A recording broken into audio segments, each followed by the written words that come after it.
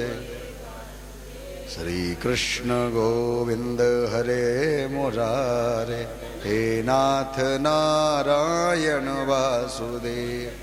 श्री कृष्ण गोविंद हरे मुरारे, हे नाथ नारायण वासुदेव। शांताकारं भुजगशयनं पद्मनाभं सुरेश्वरं विश्वाधारं गगनसदृशं मेघवर्णं शुभांगं लक्ष्मीकान्तं कमलनयनं योगविद्यानिगाम्यं वन्दे विष्णुभवभयहरं सर्वलोकैकनाथं। बोल सत्यनारायण भगवान, बोल गणेश जी महाराज की, नैमिषारण्य धाम की, श्री वृंदावन बिहारी लाल की, सौनकादिक ऋषियों की जय, श्री राधा गोविंद देव की जय। जय जय श्री राधे, जय जय श्री राधे, जय जय श्री राधे। 3 बार विष्णु विष्णु बोलने, सभी अपने गोत्र का नाम ले लें, अपना नाम ले लें और अपने कल्याण के लिए अपने ऊपर ठाकुर जी की कृपा बनी रहे, ऐसे ले लीजिए फूल और ऐसे हाथ जोड़ करके मन से कथा सुननी है। 5 अध्याय हैं, 5 अध्याय के बाद फिर आप आकर के इधर फूल चढ़ा दीजिएगा अपने ठाकुर जी के चरणों में। बोल सत्यनारायण भगवान की। सौनकादिक ऋषि नैमिषारण्य में स्थित महर्षि सूत जी के आश्रम पर पहुंचे और महर्षि सूत जी से प्रश्न करने लगे। लौकिक कष्ट की निवृत्ति एवं मुक्ति के लिए, सांसारिक सुख समृद्धि एवं परलोक लक्ष्य की सिद्धि के लिए सरल उपाय क्या है। महर्षि सूत सौनकादिक ऋषियों को बताते हुए ऐसा कहते हैं कि जो प्रश्न तुम हमसे कर रहे हो, यही प्रश्न एक बार नारद जी ने भगवान कमलापति भगवान विष्णु से किया था, लक्ष्मी नारायण से किया था। भगवान विष्णु ने नारद जी को बताया, लौकिक क्लेश मुक्ति, संसार सुख समृद्धि और एवं परलौकिक लक्ष्य की सिद्धि के लिए राजमार्ग व सत्यनारायण राजमार्ग पाने के लिए सत्यनारायण भगवान का व्रत करना चाहिए। सत्यनारायण का अर्थ सत्याचरण, सत्याग्रह, सत्यानिष्ठ संसार में सुख समृद्धि की प्राप्ति कराता है। सत्याचरण द्वारा ही संभव हो सकता है यह सब। सत्य से ही ईश्वर है। सत्याचरण का अर्थ ही ईश्वराराधन भगवत पूजा है। मानो ठाकुर जी का नाम ही सत्य है। इसलिए कथा का प्रारंभ श्री सूत जी द्वारा कथा सुनाने से हो। कहते हैं सूत जी महाराज, नारद जी ने भगवान विष्णु के पास जाकर के उनकी स्तुति की। स्तुति के अनंतर भगवान विष्णु जी ने नारद जी से कहा, हे महाभाग, आप किस प्रयोजन से यहाँ आए हो, आपके मन में क्या है, कहिए, वह सब कुछ मैं आपको बताऊंगा। नारद जी बोले, भगवान, मृत्युलोक में अपने पाप कर्मों के द्वारा विभिन्न योनियों में उत्पन्न सभी लोग बहुत प्रकार के क्लेशों से दुखी रहते हैं। हे नाथ, किस लघु उपाय से उनके कष्ट का निवारण हो सकेगा? यदि आप मेरे ऊपर कृपा करना चाहते हैं तो मैं यह सब सुनना चाहता हूँ। भगवान ने कहा, हे वत्स, संसार के ऊपर अनुग्रह करने की इच्छा से ही आपने बहुत सुंदर बात पूछी है। जिस व्रत के करने से प्राणी मोह मात्र से छूट जाता है, मैं उसे आपको बताता हूँ, सुनो। हे वत्स, स्वर्ग और मृत्युलोक में दुर्लभ भगवान सत्यनारायण का एक महान पुण्यप्रद व्रत है। आपके स्नेह के कारण इस समय मैं उससे आपको कहने के लिए जा रहा हूँ। अच्छी प्रकार से विधि विधान से भगवान सत्यनारायण का व्रत करके मनुष्य शीघ्र ही सुख प्राप्त कर परलोक में मोक्ष की प्राप्ति करता है। भगवान की ऐसी वाणी सुनकर नारद मुनि कहने लगे, हे प्रभु, इस व्रत को करने से क्या फल मिलता है, इसका विधान क्या है, इस व्रत को किसने किया, कब करना चाहिए, सब विस्तार पूर्वक बतलाइए। भगवान नारायण कहते हैं, यह सत्यनारायण का व्रत दुख शोक आदि को शमन करने वाला है, धन दान की वृद्धि करने वाला है, सौभाग्य संतान को देने वाला है, सर्वत्र विजय प्रदान करवाने वाला है। जिस किसी भी दिन भक्ति भाव और श्रद्धा से समन्वित होकर मनुष्य ब्राह्मणों और बंधुओं के सहित धर्म में तत्पर होकर सायंकाल भगवान सत्यनारायण की पूजा करे, नैवेद्य के रूप में उत्तम कोटि के भोजन आदि पदार्थों सवाय मात्र में भक्ति पूर्वक अर्पित करना चाहिए। केले के फल, घी, दूध, गेहूं चूर्ण अथवा गेहूं के चूर्ण के अभाव में साठी का चावल, साठी का चूर्ण या शक्कर या गुड़, यह सब भक्ष्य सामग्री शवाया मात्र में एकत्र कर भगवान श्री सत्यनारायण भगवान को निवेदित करे। बंधु बांधवों के सहित श्री सत्यनारायण भगवान की कथा सुन करके ब्राह्मण देवता को दक्षिणा देनी चाहिए। तदनंतर बंधु बांधवों के सहित भोजन कराना चाहिए। भक्ति पूर्वक प्रसाद ग्रहण करके नृत्य गीत आदि का आयोजन करना चाहिए। तदनंतर भगवान सत्यनारायण का स्मरण करते हुए अपने घर जाना चाहिए। ऐसा करने से ही मनुष्य की सभी अभिलाषाएं अवश्य पूर्ण होती हैं। विशेष रूप से कलयुग में पृथ्वी में यह सबसे सरल एवं छोटा उपाय है। इस तरह से यह प्रथम अध्याय ठाकुर जी के चरणों में निवेदित है। श्री कृष्ण गोविंद हरे बोलिए। हे नाथ नारायण वासुदेव, श्री कृष्ण गोविंद हरे मुरारी। हे नाथ नारायण, बोल गोविंद भगवान की, सत्यनारायण भगवान की। ओम नमो भगवते वासुदेवाय। श्री सूत जी बोले, हे द्विज, अब मैं पुनः पूर्व काल में जिसने इस सत्यनारायण व्रत को किया उसे भली भांति विस्तार पूर्वक तुमसे कहूंगा। रमणी काशी नगर में कोई अत्यंत निर्धन ब्राह्मण रहता था। भूख प्यास से व्याकुल होकर वह प्रतिदिन पृथ्वी पर भटकता रहता। प्रिय भगवान ने उसे दुखी देख करके वृद्ध रूप धारण करके उस द्विज से आदर पूर्वक पूछा, प्रतिदिन अत्यंत दुखी होकर तुम किस लिए पृथ्वी पर भ्रमण करते रहते हो? हे द्विज श्रेष्ठ, यह सब मुझसे बतलाओ, मैं सुनना चाहता हूँ। ठाकुर जी आए और पूछने लगे तो उस द्विज ने कहा, बोला, मैं अत्यंत दरिद्र हूँ, भिक्षा के लिए पृथ्वी पर जगह जगह घूमा करता हूँ। यदि मेरी इस दरिद्रता को दूर करने का कोई उपाय आपके पास है तो आप मुझे शीघ्र बताइए। वृद्ध बोला, हे देवा, सत्यनारायण भगवान विष्णु अभिष्ट फल को देने वाले हैं। हे विप्र, तुम उनका उत्तम व्रत करो जिसके करने से मनुष्य सभी दुखों से मुक्त हो जाता है। व्रत के विधान को यत्न पूर्वक कह के वृद्ध रूपधारी भगवान विष्णु वहां से अंतर ध्यान हो गए। वृद्ध ने जैसे कहा था, आज उस व्रत को मैं उसी प्रकार से करूंगा। यह सोचते हुए उसको रात में नींद नहीं आई। अगले दिन प्रातः काल उठकर भगवान सत्यनारायण का व्रत करूंगा, ऐसा संकल्प करके वह भिक्षा मांगने के लिए चल पड़ा। उस दिन भगवान सत्यनारायण की कृपा से उसको भिक्षा में बहुत सारा धन प्राप्त हुआ। उसी धन से उसने बंधु बांधवों के साथ भगवान सत्यनारायण का व्रत किया। इस व्रत के प्रभाव से वह श्रेष्ठ सभी दुखों से मुक्त होकर समस्त संपत्तियों से संपन्न हो गया। उस दिन से लेकर प्रत्येक महीने उसने यह व्रत किया। इस प्रकार भगवान सत्यनारायण के इस व्रत को करके वह श्रेष्ठ सभी पापों से मुक्त होकर हो गया और उसने दुर्लभ मोक्ष की प्राप्ति किया। हे विप्रो, पृथ्वी पर जब कोई मनुष्य सत्यनारायण भगवान का व्रत करेगा उसी समय उसके समस्त दुखों को दूर हो जाएंगे। इस प्रकार भगवान सत्यनारायण ने महात्मा नारद जी से कहा है, जो कुछ कहा है मैंने वह सब आप लोगों से कह दिया, आगे अब और क्या कहूं। हे मुने, इस पृथ्वी पर उससे सुने इस व्रत को किस किस ने किया, यह सब हम सुनना चाहते हैं। सौनकादिक 88,000 ऋषि सूत जी महाराज से इस बात को पूछ रहे हैं और सूत जी महाराज एकदम कलयुग का सबसे छोटा उपाय बता रहे हैं। बोलो प्रेम से राधे राधे। श्री सूत जी बोले, मुनियों, पृथ्वी पर जिसने यह व्रत किया आप लोग सुने। एक बार वह द्विज श्रेष्ठ अपनी धन संपत्ति अनुसार बंधु बांधवों के साथ तथा परिवार जनों के साथ व्रत करने के लिए उद्यत हुआ। इसी बीच एक लकड़हारा वहां लकड़ी को बाहर रख कर के ब्राह्मण के घर पर गया। प्यास से व्याकुल होकर व्रत करता हुआ देख उसने बोला, हे प्रभु, ये आप किसका व्रत कर रहे हो? इसके करने से किस फल की प्राप्ति होती है? विस्तार पूर्वक मुझसे कहो। उस वृद्ध रूप भगवान ने उसको बताया। उससे वो व्रत करने लगा। लकड़हारा भी एक बहुत लकड़हारा था, वह भी दुखी होकर के घूमता था। जब यह व्रत करते उसने देखा तो अब ये पूछ रहा है विप्र से, हे विप्र, यह सत्यनारायण का व्रत है।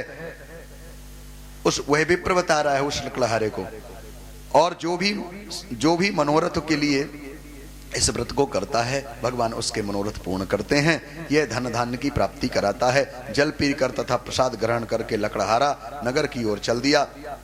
सत्यदेव के लिए मन में ऐसा सोचने लगा कि आज लकड़ी बेचने से जो धन प्राप्त होगा उसी धन से भगवान सत्यनारायण का श्रेष्ठ व्रत करूंगा। इस प्रकार मन में चिंतन करता हुआ लकड़ी को मस्तक पर रखकर वह सुंदर नगर में गया जहां धान से संपन्न लोग रहते थे। उस दिन लकड़ी के जो मूल्य था उससे दुगना मूल्य उसे मिला। इसके प्रभाव से वह प्रसन्न हो गया। वह पके हुए केले, फल, शर्करा, घी, दूध, गेहूं का चूर्ण सवाया मात्र लेकर अपने घर आया। तत्पश्चात उसने अपने बंधु बांधवों को बुलाकर विधि विधान से भगवान श्री सत्यनारायण भगवान का व्रत किया। उस व्रत के प्रभाव से वह धन पुत्र से संपन्न हो गया और इस लोक में अनेक सुखों को उपभोग करके अंत में सत्यपुर अर्थात वैकुंठ लोक को प्राप्त हुआ। इस प्रकार से द्वितीय अध्याय ठाकुर जी के चरणों में अर्पण है। श्री कृष्ण गोविंद हरे मुरारे, हे नाथ नारायण। श्री कृष्ण गोविंद, प्रेम से बोलो, हे नाथ नारायण। ठाकुर जी के इस कीर्तन में 8 नाम है। श्री कृष्ण गोविंद हरे मुरारे, हे नाथ नारायण वा। और यह जो कीर्तन है इसको भक्ति मैया ने गाया है। जब ठाकुर जी ज्ञान वैराग्य की वो हुई तो भक्ति मैया ने यह कीर्तन गाया है। भागवत में वर्णित है। इसको बड़े भाव से गाया करो। बोलो राधे राधे। अब तीसरा अध्याय श्रवण करो। ओम नमो भगवते वासुदेवाय। श्री सूत जी बोले, हे श्रेष्ठ मुनियों, अब मैं पुनः आगे की कथा कहूंगा, आप लोग सुने। प्राचीन काल में उल्का मुख नाम का एक राजा था। वह जितेंद्रीय, सत्यवादी तथा अत्यंत बुद्धिमान था। वह विद्वान राजा प्रतिदिन देवालय जाता और धन देकर संतुष्ट करता सभी को। कमल के समान मुख वाली उसकी धर्मवती, शील, विनय एवं सौंदर्य आदि गुणों से संपन्न तथा पति परायणा उसकी पत्नी थी। एक दिन राजा और अपनी पत्नी धर्मपत्नी के साथ भद्रशिला नदी के तट पर श्री सत्यनारायण का व्रत कर रहा था। उसी समय व्यापार की अनेक प्रकार के पुष्कल धनराशि से संपन्न एक साधु नाम का बनिया वहां आया। भद्रशिला नदी के तट पर नाव को स्थापित करके वह राजा के समीप गया और राजा से बोला, हे राजन, आप यह किसका व्रत कर रहे हो? साधु ने कहा, हे राजन, यह भक्ति युक्त चित्त से ठाकुर श्री सत्यनारायण का व्रत कर रहे हैं। राजा बोले, हे साधु, पुत्र आदि की प्राप्ति की कामना से बंधु बांधवों के साथ मैं अतुल तेज संपन्न भगवान विष्णु का व्रत कर रहा हूँ एवं पूजन कर रहा हूँ। राजा की बात सुनकर साधु ने आदर पूर्वक कहा, हे राजन, इस विषय में आप मुझे कुछ विस्तार से बताइए। आपके कथनानुसार मैं भी व्रत पूजन करूंगा। मुझे भी संतति नहीं है, इससे अवश्य संतति की प्राप्ति होगी। ऐसा विचार करके वह व्यापार करने के लिए निवृत्त आनंद पूर्वक अपने घर गया। उसने अपनी भार्या से संतति प्रदान करने वाले इस सत्यनारायण के व्रत को विस्तार पूर्वक बताया और निश्चय किया, जब मुझे संतति की प्राप्ति होगी तो मैं इस व्रत को करूंगा। इस प्रकार साधु ने अपनी भार्या लीलावती से कहा। एक दिन लीलावती नाम की जो सती साध्वी भार्या पति के साथ आनंद चित्त से ऋतुकालीन धर्माचरण से प्रवृत्त हुई और भगवान श्री सत्यनारायण की कृपा से उसकी भार्या गर्भिणी हुई। 10वें महीने में उससे एक कन्या रत्न की उत्पत्ति हुई। वह शुक्ल पक्ष चंद्रमा की भांति दिन प्रतिदिन बढ़ने लगी। उस कन्या का नाम उन्होंने कलावती रखा। एक दिन लीलावती ने अपने स्वामी से मधुर भाव से कहा, आपने पूर्व में संकल्प किया था कि आपके इधर अगर कोई संतान होगी तो आप सत्यनारायण भगवान का व्रत करेंगे, पूजन करेंगे। साधु बोला, हे प्रिय, इसके विवाह के समय विवाह के बाद इस व्रत को करूंगा। इस प्रकार अपनी पत्नी को भली भाल आश्वस्त कर वह व्यापार करने के लिए चला गया। नगर की ओर चला। इधर कन्या कलावती पिता के घर में बढ़ने लगी। तदनंतर धर्मज्ञ साधु ने नगर में सखियों के साथ जब अपनी बेटी को क्रीड़ा करते हुए देखा तो कन्या के विवाह योग्य समझ करके उसने मंत्रणा करके कन्या के लिए श्रेष्ठ वर ढूंढने का आदेश दिया। राधे राधे।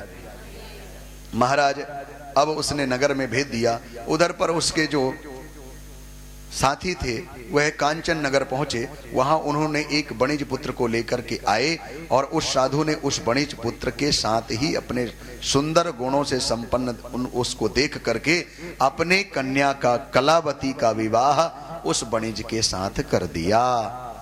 उस समय वह साधु बनिया दुर्भाग्यवश भगवान का उत्तम व्रत करना भूल गया। पूर्व संकल्प के अनुसार विवाह के समय व्रत न करने से भगवान सत्यनारायण उससे रुष्ट हो गए। कुछ समय के पश्चात व्यापार कर्म में कुशल वह साधु बनिया काल की प्रेरणा से अपने दामाद के साथ व्यापार करने के लिए समुद्र समीप स्थित रत्नापुर नगर में गया और उसने श्री संपन्न दामाद के साथ वहां व्यापार करने लगा। उसके बाद वो दोनों राजा चंद्र केतु के रमणी नगर में गए। उसी समय भगवान सत्यनारायण ने उसे भ्रष्ट प्रतिज्ञा देखकर उसे दारुण दुख देने के लिए, महान दुख प्राप्त कराने के लिए भगवान सत्यनारायण ने श्राप दे दिया। एक दिन चोर राजा चंद्रकेतु का धन चुराकर वहां से जा रहे थे।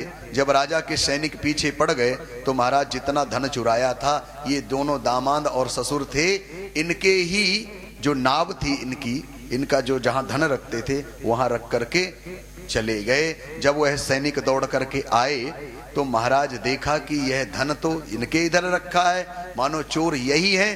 तो दामाद और ससुर दोनों को पकड़ करके राजा चंद्रकेतु के पास ले गए। महाराज राजा चंद्रकेतु ने उन्हें ही चोर समझ करके कठिन कारावास दिया और महाराज कठिन दंड देते हुए कैद कर दिया, महाराज जेल में बंद कर दिया।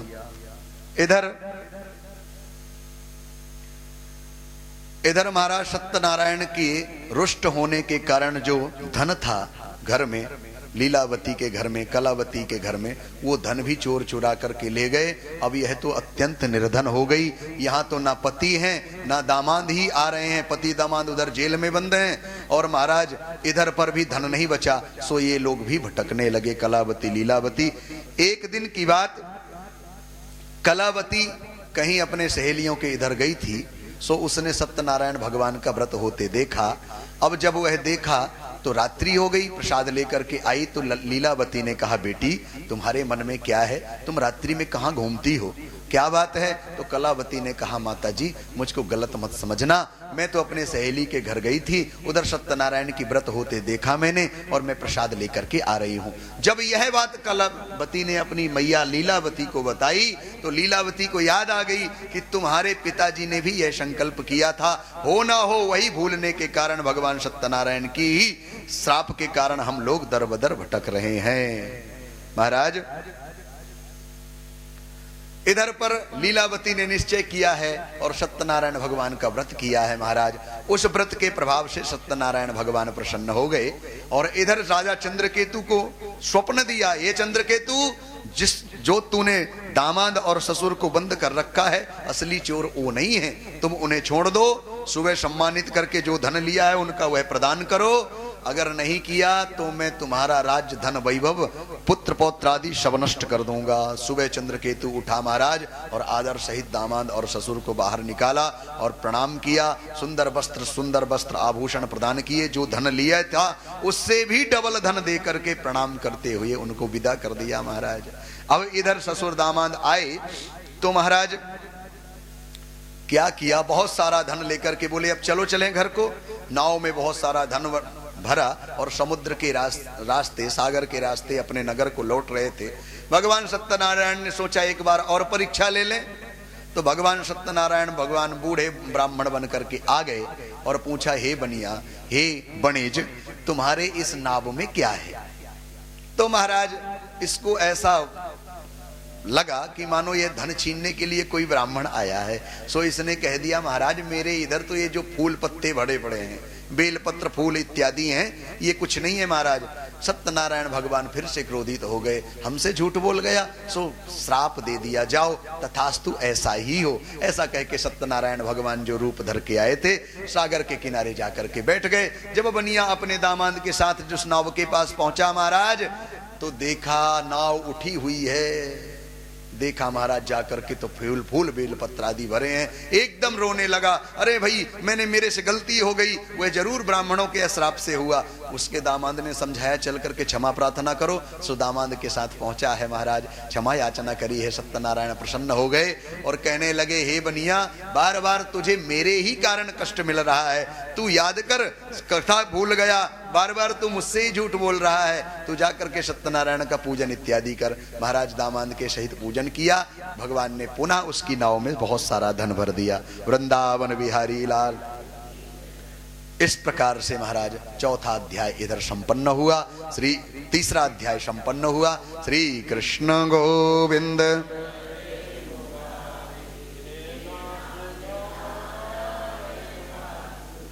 हाँ, श्री कृष्ण गोविंद।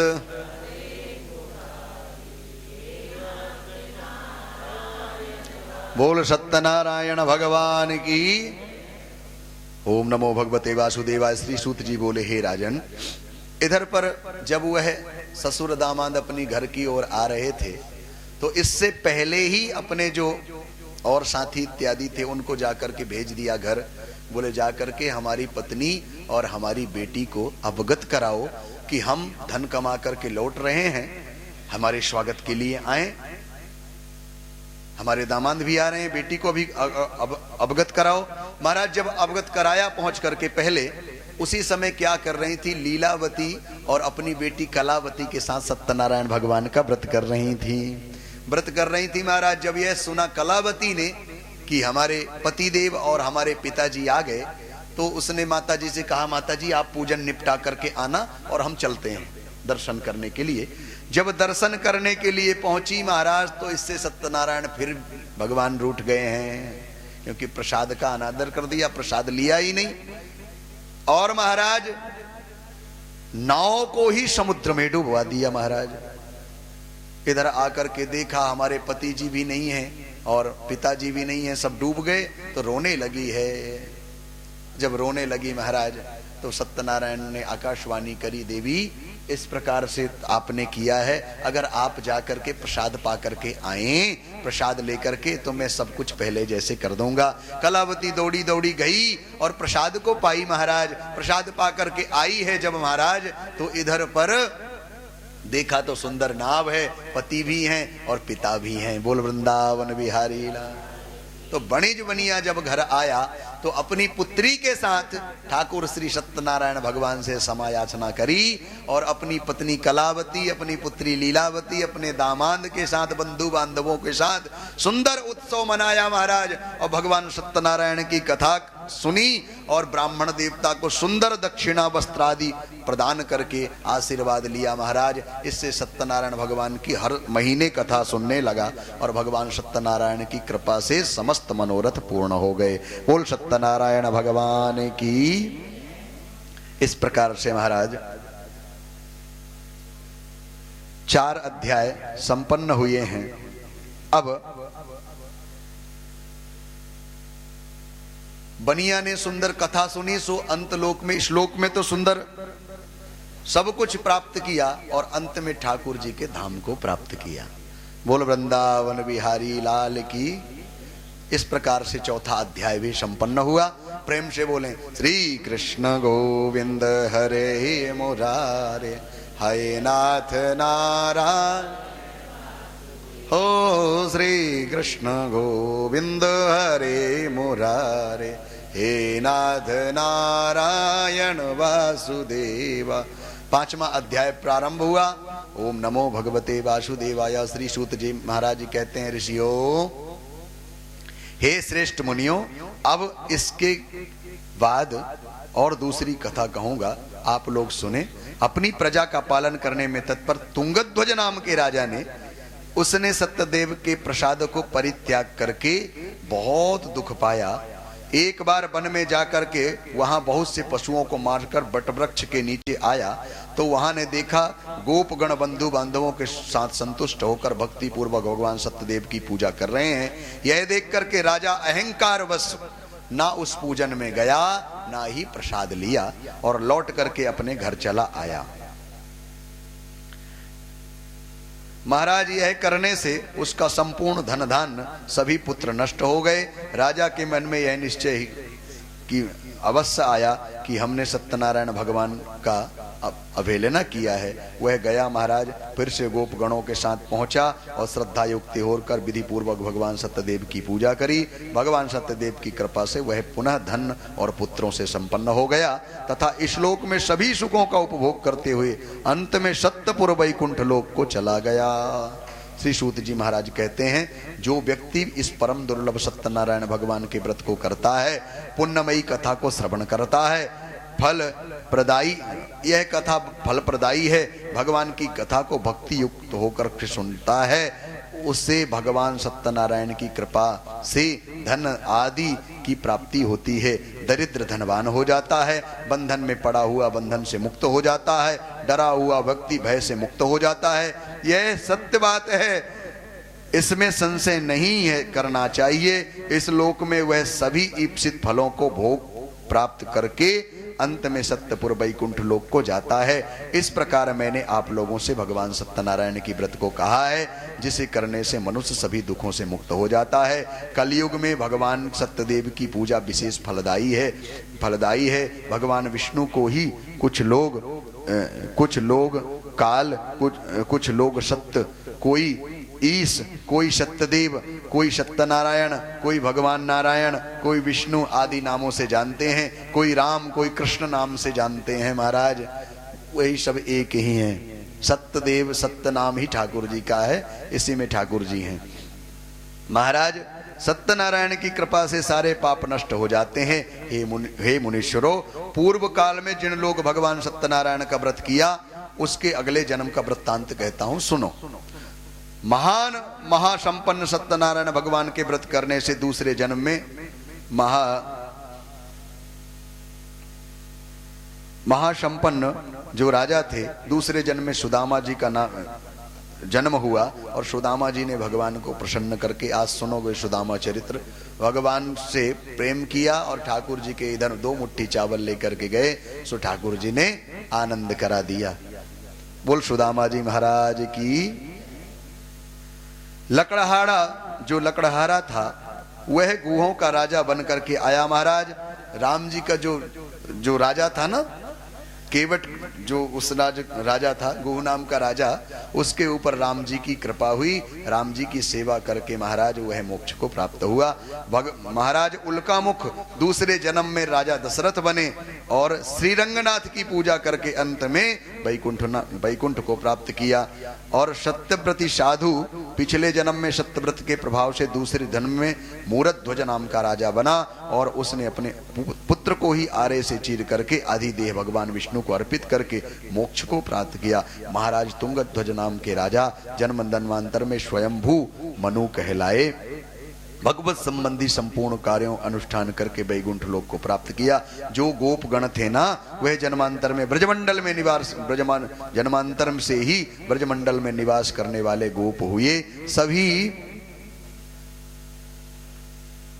मनोरथों को प्राप्त किया है। महाराज इस प्रकार से श्री सूत जी महाराज ने सुंदर सत्यनारायण भगवान के व्रत कथा को सुनाया और विधि विधान बताई। इस भूमि पर सत्यनारायण की कथा सुनना अत्यंत फलदायी है, क्योंकि इसी भूमि पर सौनकादिक 88,000 ऋषि, सौनकादि ऋषि को ही मुखिया बना दिया। और सौनकादि ऋषि प्रश्न पूछते जाते हैं। 88,000 ऋषि बैठे हैं, विराजमान हैं, और श्री सूत जी महाराज की आयु मात्र 20 वर्ष की है। वो कथा सुनाते जा रहे हैं। और जितने भी संत जन हैं, किसी की लाख वर्ष, करोड़ वर्ष, किसी के इधर तो महाराज जी कितने कल्प बीत गए, अभी भी ये ऋषि गण कहीं गए नहीं हैं भक्तों। ये ऋषि गण इधर ही हैं, हम लोगों को इन संसारिक दृष्टि से दिख नहीं रहे हैं। बोलो राधे राधे। ये काल का प्रभाव है। तो ऋषि इस भूमि पे कण कण पर ऋषियों का वास है। कथा यहीं से प्रारंभ हुई, इसलिए आपको यह सत्यनारायण की कथा यहीं सुनाई गई। ऐसा, और ये 5वां अध्याय जो ठाकुर जी के चरणों में हम अर्पित करें। 2 मिनट का संकीर्तन, इसके बाद सुंदर भागवत की कथा आप श्रवण करें, क्योंकि समय है नहीं, आप लोगों को पता है। श्री कृष्ण गोविंद हरे मुरारे, हे नाथ नारायण बा। जो फूल हैं आपके पास में, जो फूल पत्री आपने रखे हैं, तो वह ला करके ठाकुर जी के चरणों में चढ़ा दें और उधर से ही प्रणाम कर लें, क्योंकि पूजन, भागवत जी का पूजन, व्यास का पूजन बाद में होगा। अभी जो भी आप चढ़ाना चाहें यहीं भागवत जी में ही चढ़ा दीजिए। हाँ, आरती जलवाओ, एक अलग करवा लो, नहीं करवा दें, अलग करवा दो। अब खड़े हो जाओ सभी लोग, सत्यनारायण भगवान की आरती कर लो। सबका अलग अलग विधान है, सही कह रहे हैं। सत्यनारायण भगवान की आरती का ध्यान कीजिएगा, ये योनि देव बनी है। ओम श्री लक्ष्मी चुप्त्या बहुरा कृपात्वे नक्षत्राणि रूपस्वानाभ्ये नमः आवाहयामि स्थापयामि सर्वोपचारार्थे जानाति पुष्पाणि समर्पयामि स्वाहा। ब्रह्मणे नमः आवाहयामि स्थापयामि सर्वोपचारार्थे जानाति पुष्पाणि। प्रार्थना पूर्वक कोटि नमस्कारान् नमस्कुर्वन्ति नेताभ्यो नमो नमः।